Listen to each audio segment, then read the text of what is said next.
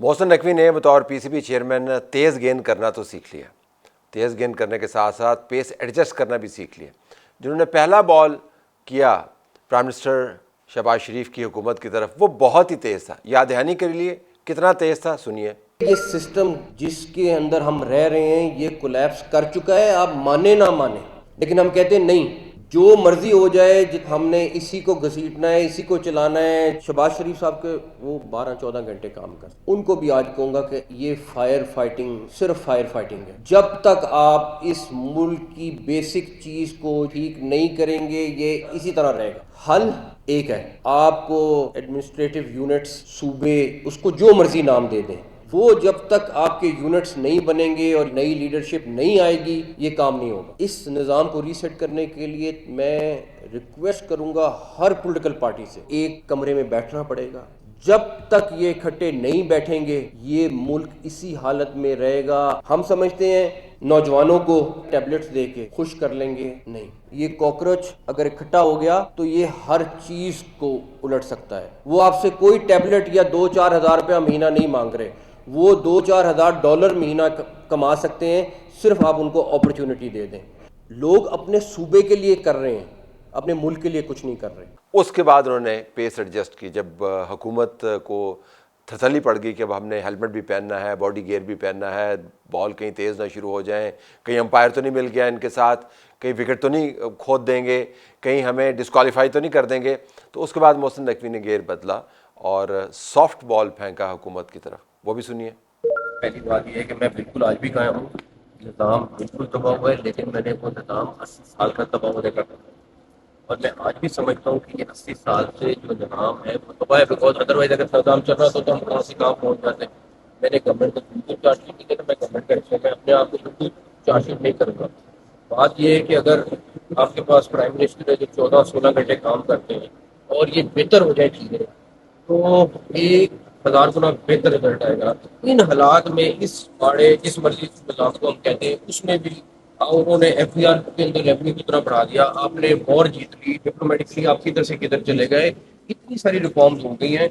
और मैं आज भी समझता हूँ कि अगर प्राइम मिनिस्टर साहब को सिस्टम ठीक और मिल जाता तो वो 100 गुना ज्यादा इस मुल्क को तेजी से आगे ले जाते।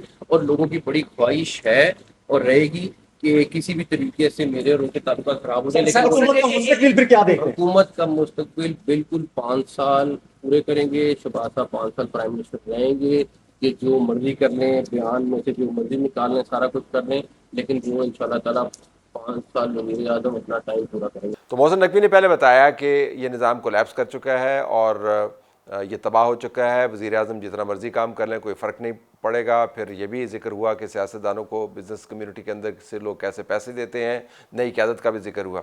जब उन्होंने सॉफ्ट बॉल किया तो ये जो गैर मामूली किस्म की स्विंग थी ये उन्होंने गेंद पर से हटा दी और सीधे सीधे बॉल किया कि मैंने हुकूमत को इंडाइट नहीं किया, मैं तो खुद हुकूमत का हिस्सा हूँ। वज़ीर आज़म की तारीफ़ भी की, ये भी बताया कि कितने उन्होंने प्रोजेक्ट्स किए और ये कहा कि अगर रिफॉर्म हो जाए तो पाकिस्तान में 1000 गुना ज़्यादा तरक्की हो सकती है।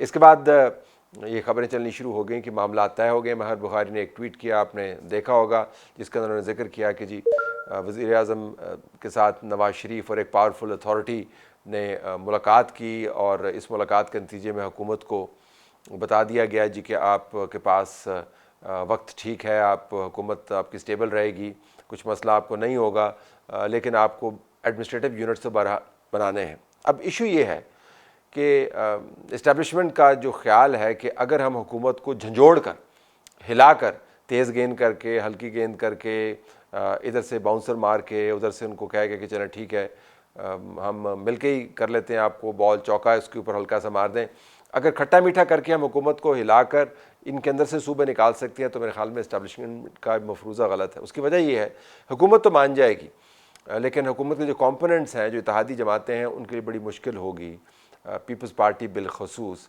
इस बात को मानना कि जिस बुनियाद पर उन्होंने अपनी सियासत बनाई हुई है, जिस बुनियाद पर उन्होंने PMLN को सहारा दिया हुआ है, वो बुनियाद उनके नीचे से निकाल ली जाए और वो है सूबा सिंध एक सूबा रहेगा, इसके अंदर आप रद्द बदल नहीं कर सकते। तो पीपल्स पार्टी को अगर पैगाम पहुंचाना है और नून लीग को अपने साथ मिलाना है झंझोड़ कर या आहिस्ता बॉल करके, तो पीपल्स पार्टी को अपनी सियासत छोड़नी होगी। तो या वो एडमिनिस्ट्रेटिव यूनिट्स को जस्टिफाई कर सकते हैं या फिर अपनी सियासत छोड़ सकते हैं। और अगर उन्हें सियासत ना छोड़ी और सूबों के ऊपर वो अड़ गए तो आप नून लीग को जितना मर्जी झंझोड़ लें, ये मामला तय नहीं होगा। दूसरा इशू क्या है कि अगर आप तमाम निज़ाम को धड़ाम से गिरा भी दें तो फिर किसी ना किसी ने तो इस सूबे वाले, नए सूबों वाले और ज़्यादा सूबों वाले निज़ाम को चलाना है, तो वो कौन होगा? पाकिस्तान तहरीक इंसाफ का लीडर जेल के अंदर है, उसको तो आपने अकोमोडेट करना नहीं है।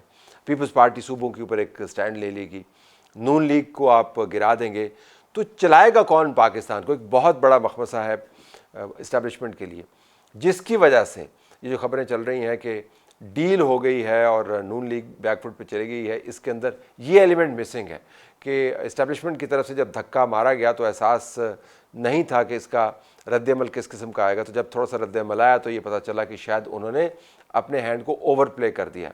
हुकूमत के लिए बहरहाल एक लम्हा फ़िक्रिया भी है कि अगर ऐसी बातों से हुकूमतें हिलने लग जाएं, अगर उनकी वफाकी काबीना के एक वज़ीर ये डिसाइड करें कि उनकी असेसमेंट में निज़ाम कोलैप्स कर रहा है या निज़ाम चल रहा है, तो वो हुकूमत कितनी मजबूत होगी। इसी वजह से हुकूमत के करीब जो लोग रहे हैं किसी ज़माने में, उन्होंने भी ये कहना शुरू कर दिया कि इस हुकूमत के दाने ख़त्म हुए हैं, इसको ज़रा सा धक्का लगता है, हवा चलती है तो ये थरथराने लग जाती है।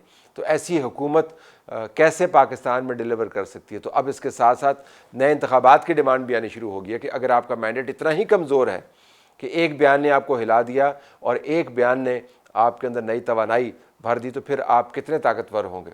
ये हुकूमत के लिए एक बहुत बड़ा चैलेंज है।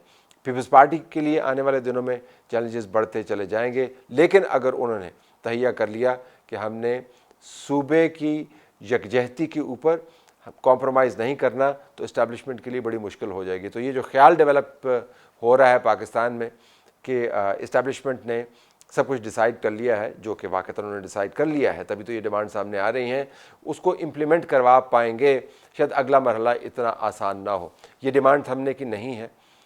PMLN इसके साथ इत्तफाक करेगी, लेकिन वो चाहेगी कि ज़्यादा वज़न पाकिस्तान पीपल्स पार्टी उठाए, और पाकिस्तान पीपल्स पार्टी इस इशू के ऊपर शायद वज़न उठाने पर तैयार हो जाए। और अगर तमाम लोग वज़न ना भी उठा पाए तो फिर भी ये एक बड़ा तवील सफ़र होगा नए सूबे बनाने का। लेकिन ये आपको पता चल गया कि मोहसिन नकवी ने जब तेज़ बॉल की तो हुकूमत को थरथली पड़ी, जब स्लो बॉल की तो हुकूमत ने सुख का सांस लिया।